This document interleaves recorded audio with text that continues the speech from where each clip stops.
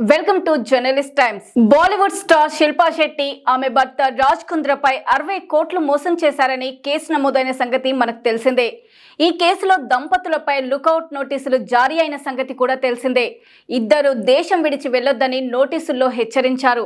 ఈ కేసులో economic offences wig Raj కుంద్రాను బుధవారం తమ ముందు హాజరు కావాలని ఆదేశించింది.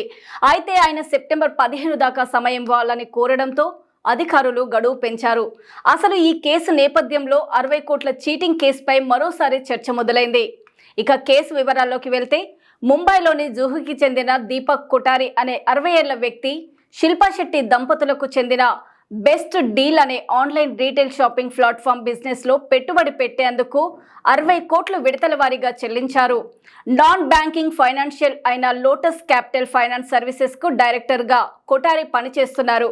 కొఠారి కంప్లైంట్ ప్రకారం రాజేష్ ఆర్య అనే వ్యక్తి ద్వారా శిల్పా శెట్టి, ఆమె భర్త రాజ్ కుంద్రాలు కొఠారికి పరిచయం అయ్యారు. ట్యాక్సులు చెల్లించే పని లేకుండా తమ బిజినెస్ విస్తరించడానికి 70 కోట్ల రుణం కావాలని కొఠారిని వారు విజ్ఞప్తి చేశారు. దీనికి తీసుకున్న రుణం చెల్లించడంతో పాటు తమ బిజినెస్ లాభాల్లో వాటా ఇస్తామని దంపతులు హామీ ఇచ్చారు. దీంతో కొఠారి వారిని నమ్మి 2015లో 31.9 కోట్లు, అదే సంవత్సరం సెప్టెంబర్లో 28.53 కోట్లు పెట్టుబడిగా పెట్టాడు. ఏప్రిల్ 2016 కల్లా తీసుకున్న రుణం తిరిగి చెల్లిస్తామని హామీ ఇచ్చినప్పటికీ 2016 సెప్టెంబర్లో బెస్ట్ డీల్ డైరెక్టర్గా శిల్పా శెట్టి వైదొలిగారు. అయితే ఆ బిజినెస్ నష్టాల్లో ఉందని కొఠారి 2017లో గుర్తించారు. తానిచ్చిన డబ్బులు వ్యాపారాన్ని విస్తరించడానికి కాకుండా వ్యక్తిగత అవసరాల కోసం శిల్పా శెట్టి దంపతులు ఖర్చు పెట్టినట్లు గుర్తించాడు.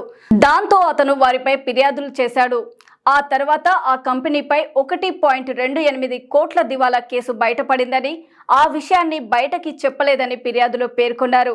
కొఠారి ఆరోపణలను శిల్పా శెట్టి దంపతుల లాయర్ ఖండిస్తున్నారు. ఇది సివిల్ మ్యాటర్ అని చెబుతున్నారు. సంస్థ ఆర్థికంగా నష్టాలను చవిచూసిందే. ఈ విషయం కోర్టులో పరిష్కారం అయ్యిందని అంటున్నారు. ఈ కేసులో బాలీవుడ్ నటి దంపతులు ఎలాంటి క్రిమినల్ చర్యలకు పాల్పడలేదని, సంబంధిత ట్రైబ్యునల్ కోర్టులకు అవసరమైన డాక్యుమెంట్లను టైం టు టైం సమర్పించామని చెప్పారు.